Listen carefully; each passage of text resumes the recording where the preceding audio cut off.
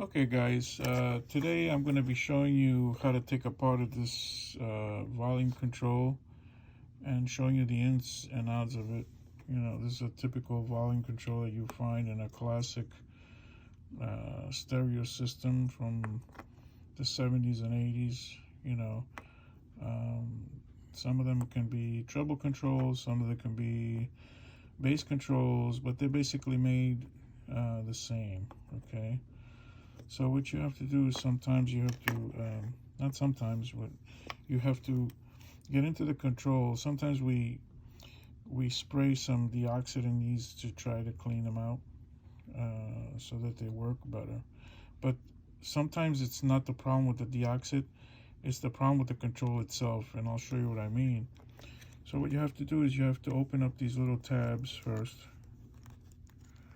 on the control. You pry them up, okay, on all four sides.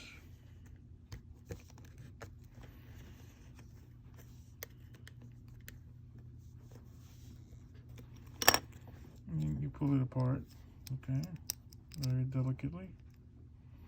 Now, on this side of the control is where you get your resistance. This here is your resistance, okay. And on the other part of the knob, on the part of the knob, you have these little areas here, like here and here. And let me just bring back on the camera a little bit so you can see what I'm talking about. These two little areas here, and if you look at them sideways, that's what it's actually touching, this part here, okay? And so what happens is, if you really look carefully, what wears down is the plate itself. That's where your resistance is at. Now on most of them you will find a resistance value on them, would say 10K, 12K, whatever the case may be. On this one doesn't really show you anywhere except for let's see, maybe on the side of the control sometimes they say what it is. But in any case, when you open these up,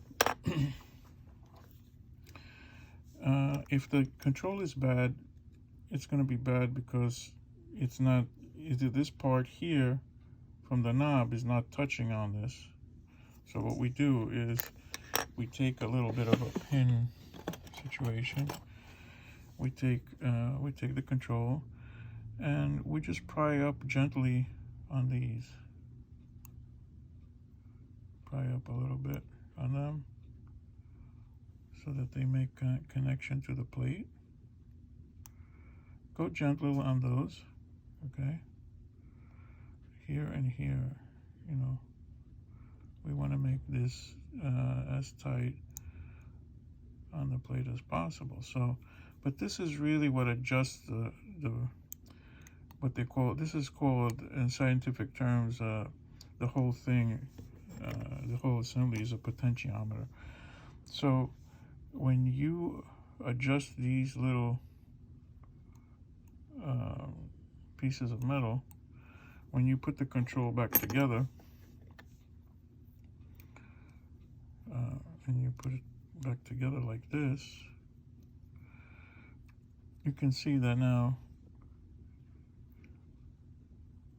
you're making a better contact on the plate as you turn. So that's what you want to accomplish. You want to be able to make sure that these little metal things are writing,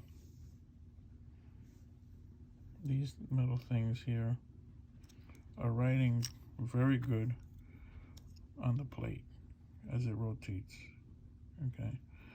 And then you'll have the whole thing operating correctly. So once you put that back together, what you do is you're going to look for this opening here, because this opening has to go over here.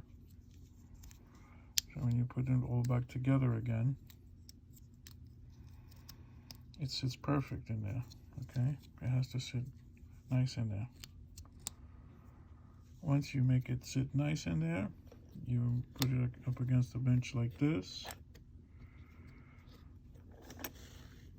and then you press back down on these